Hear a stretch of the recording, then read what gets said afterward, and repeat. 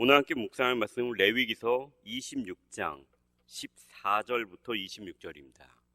레위기 26장의 본문이 길기 때문에 매일 성경은 어저께는 이 언약의 순종의 결과에 대해서 말했다면은 오늘과 그리고 내일 본문에 연이어서 불순종의 결과를 볼 수 있도록 나누었습니다. 먼저 불순종은 당연하게도 순종하지 않는다라는 말입니다.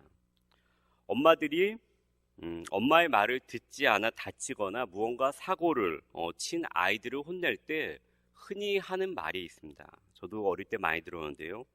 너 왜 엄마 말 안 듣고 엄마가 시킨 대로 하지 않았어? 엄마별로 말은 조금씩 다를 수 있지만 엄마가 강조하는 말은 거의 비슷합니다. 엄마가 했던 말과 이를 듣지 않고 행한 것을 책망하는 것입니다.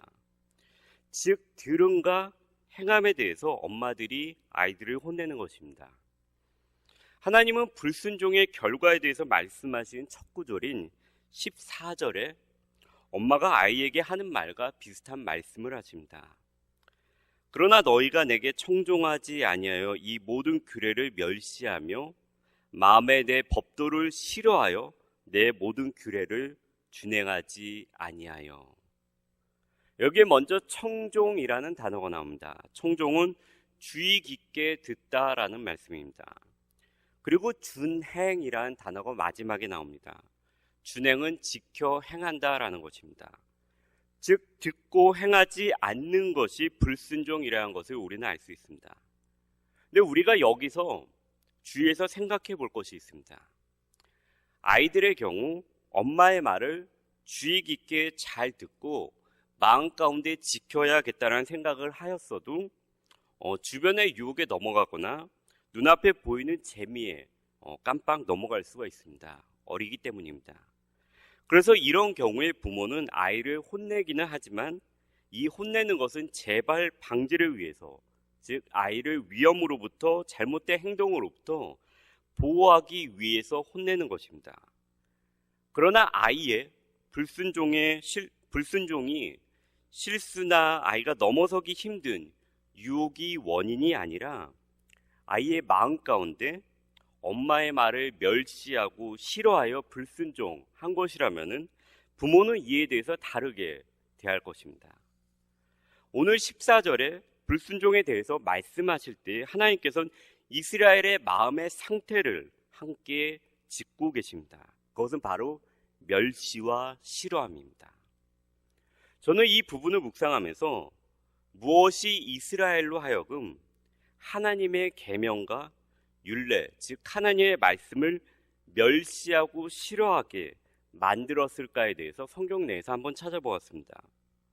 이스라엘의 불순종의 역사는 너무나도 길고 원인은 다양하지만 저는 이 순종과 불순종의 마음의 첫 번째 하나님께서 주신 26장 1절과 2절에 나와 있는 우상숭배와 안식일과 성소에 집중해서 이 멸시와 싫어함의 마음의 상태를 가져다 준 원인을 선지서 중인 에레미야 서내에서 한번 찾아보았습니다. 첫 번째로 하나님께서 우상숭배를 말씀하십니다. 우상숭배는 하나님께서 가장 첫 번째로 금하신 것입니다. 이 우상숭배는 창조된 자연을 신과 같이 여기는 것과 물질적인 축복과 연관이 되어 있습니다. 에레미야 10장 2절에 보면 하나님께서 이렇게 말씀하십니다. 이방 사람들은 하늘의 징조를 두려워하지만 너희는 그것을 두려워하지 말라. 왜냐하면 그런 것들은 창조된 것이기 때문입니다. 사람들은 이러한 징조나 두려움의 바탕이 되어서 만들어진 우상에 대해서 하나님께서 이렇게 말씀하십니다. 우상이 둥근 기둥 같아서 말도 못하며 걸어 다니지도 못하므로 사람이 메어야 하느니라. 그것이 그들에게 화를 주거나 복을 주지 못하나니 너희는 두려워하지 말라. 우상 숭배라는 것은 단순히 어떠한 형상을 만들어서 그 가진 것을 숭배하는 것에 한정되지 않습니다. 이것은 문화를 만들고 사람들의 마음 가운데 어떠한 거짓된 믿음을 심어주게 됩니다. 그리고 이 거짓된 믿음은 사실을 왜곡되게 바라보게 만듭니다. 그리고 이 우상 숭배는 우상에서 끝나는 것이 아니라 우상 제사와 제를 관리하는 제사장을 만들어지게 하고요. 여기에 더해서 우상의 말을 전하는 선지자가 더해집니다. 즉 여기에 헌금과 예배가 더해지고 이것의 가르침은 진리가 되어 사람들의 마음을 사로잡게 됩니다. 그럼 이제 이스라엘 사람들은 하나님의 가르침, 우상의 가르침 가운데 한 가지를 선택할 수밖에 없습니다. 아니면은 하나님과 우상신을 동시에 섬기는 다신 사상으로 가되 이쪽에 더 비중을 싣고 이쪽에 덜 비중을 실을 수밖에 없습니다. 이스라엘은 하나님을 버릴 수 없기에 가나안의 종교를 함께 수용하는 다신 사상으로 가게 됩니다. 그리고 그들의 가장 큰 경제 활동인 농사에 더 큰 영향을 미치는 것 같은 바알과 아세라 같은 우상 숭배에 그들의 마음을 더 주게 됩니다. 그런데 바알과 아세라의 가르침은 당연하게도 하나님의 말씀과 정면으로 위배가 됩니다. 한 예로 에레미야 34장 11절에 보게 되면은 후에 그들이 뜻이 변하여 자유를 주었던 노비를 끌어다가 복종시켜 다시 노비로 삼았더라. 그리고 조금 더 가면 16절에 이 구절이 다시 한번 반복이 되면서 이것이 하나님께서 중요하게 생각하신다는 것을 우리에게 알려줍니다. 즉 희년 때 해방시켰던 노예를 다시 끌어다가 복종시켜 다시 노예로 삼는다는 것입니다. 이것은 바로 노비는 재산이며 노비는 노동력을 제공해 줍니다. 그리고 이것이 바로 물질과 연관이 되는데 백성들이 물질을 하나님의 말씀보다 더 높게 여겼다는 것을 우리에게 알려주고 있습니다. 마음에는 눈에 보이는 농사에 도움을 주는 바알과 아세라를 내가 좀 편하게 섬기고 싶은데 그렇지 못할 때 두 개의 가르침이 충돌될 때 그래서 사람들의 마음 가운데 어떠한 어려움이 계속해서 닥쳐올 때 사람은 나중에 중요시하게 되는 가르침을 따르고 중요하지 않다라고 생각되는 그 가르침을 싫어하고 멸시하게 된다는 것입니다. 두 번째로 악한 불순종의 마음을 가져다 준 계명과 율례를 싫어하는 마음과 멸시하는 이 마음을 가져다 준 것은 두 번째로 안식일 명령에 대한 불순종입니다.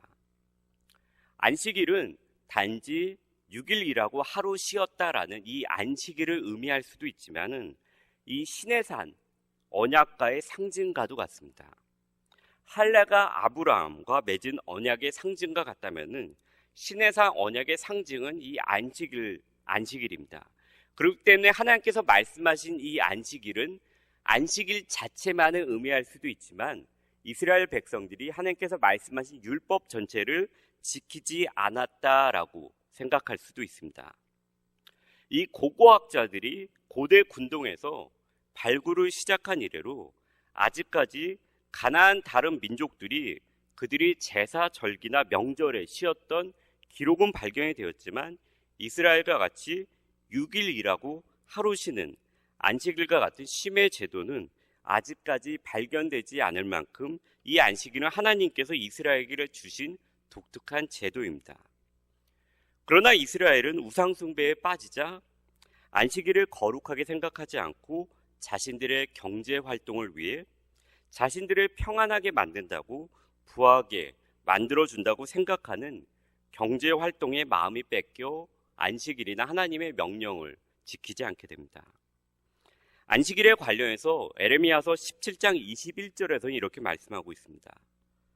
여호와께서 이와 같이 말씀하시되 너희는 스스로 상가서 안식일에 짐을 지고 예루살렘 문으로 들어오지 말며 안식일에 너희 집에서 짐을 내리지 말며 어떠한 일이라도 하지 말고 내가 너희 조상들에게 명령한 같이 안식일을 거룩히 할지니라. 그들은 순종하지 아니하며 귀를 기울이지 아니하며 그 목을 곧게 하여 듣지 아니하며 교훈을 받지 아니하였느라. 짐을 지고 성문으로 들어온다는 것은 경제 활동을 의미하고 있습니다. 세 번째로 악한 불순종의 마음을 가져다 준 규례와 명령을 싫어하고 멸시하는 마음을 가져다 준 세 번째 원인은 성소를 그들이 더럽혔다는 것입니다.